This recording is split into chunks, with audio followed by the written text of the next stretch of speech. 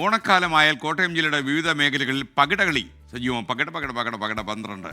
ഇടക്കാലത്ത് പെരുമ നഷ്ടപ്പെട്ടുവെങ്കിലും പകിടകളിയുടെ പ്രൗഢി തിരിച്ചുപിടിക്കുകയാണ് പുതിയ തലമുറ.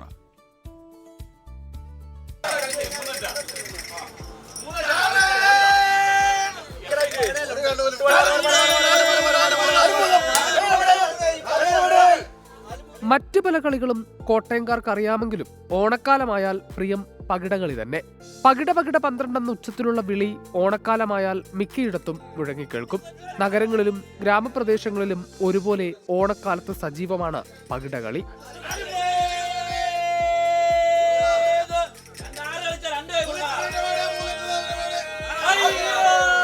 പഴയകാലത്ത് സജീവമായിരുന്നു പകിടകളി. എന്നാൽ ഇടക്കാലത്ത് താല്പര്യം കുറഞ്ഞു. ഇപ്പോൾ മിക്കയിടത്തും സജീവമാണ്. പുതുതലമുറയും ആവേശത്തോടെ പകിടകളിയെ നെഞ്ചേറ്റുന്നു. ശരിക്കും ഇതിൻ്റെ മിത്ത് എന്ന് പറയുന്നത് മഹാഭാരതത്തിലെ പഞ്ചപാണ്ഡവരുടെ പാണ്ഡവരും കൗരവരും തമ്മിലുള്ള ചൂതുകളിയുടെ അതാണ് ഇത് യഥാർത്ഥത്തിലുള്ള മിത്ത്, ഒരു സങ്കല്പം. അത് ശരിയോ തെറ്റോ എന്തെങ്കിലും ആകട്ടെ, പക്ഷെ അതിനെ ചൂടുപിടിച്ചിട്ടാണ് ശരിക്കും പകിടകളി നമ്മുടെ നാട്ടിലുണ്ടാകുന്നത്. മധ്യ തിരുവിതാംകൂറിലാണ് ശരിക്കും പകിടകളിയുടെ പകിടകളി മധ്യ തിരുവിതാംകൂറിലാണ് നടക്കുന്നത്. ചൂതുകളിയോട് ചില സാമ്യങ്ങളുണ്ട്. അതുകൊണ്ട് തന്നെ നിയമങ്ങളും അല്പം സങ്കീർണമാണ്. എന്നാൽ പഠിച്ചു കഴിഞ്ഞാൽ ആവേശം ഒട്ടും കുറഞ്ഞു പോകില്ല. 4 കൊമ്പിലാണ് ഈ കളി. അതായത് ഡബിൾസ് കളിക്കുകയാണെങ്കിൽ സിംഗിൾ ആണ് കളിക്കുന്നതെങ്കിൽ 2 കൊമ്പിൽ കയറും. അതായത് പകിട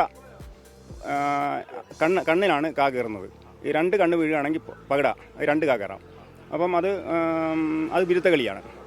പകിട 23, 8, 12 ഈ കളികൾ കളിച്ചാൽ 4 പ്രാവശ്യം നമുക്ക് വാരി കളിക്കാം. അതേസമയത്ത് വിരുദ്ധമല്ലാത്ത കളി, അതായത് ഒറ്റസംഖ്യ വരുന്ന കളി വന്നു കഴിഞ്ഞാൽ വിരുദ്ധമല്ല, ആ കാ നമുക്ക് വെക്കാൻ പറ്റും. ഓണക്കാലമായാൽ കുട്ടികളും മുതിർന്നവരും ഒരേപോലെ കളിക്കളത്തിലേക്കെത്തും. ആവേശവും ആർപ്പുവിളികളുമായി പിന്നെ കളിക്കളമുണരും. ഈ തലമുറയും പകിടകളിയെ നെഞ്ചിലേറ്റിയിരിക്കുകയാണ്. അതുകൊണ്ട് തന്നെ ഈ ഓണക്കാലത്തും പകിടകളി ആവേശം വാനോളമാണ്.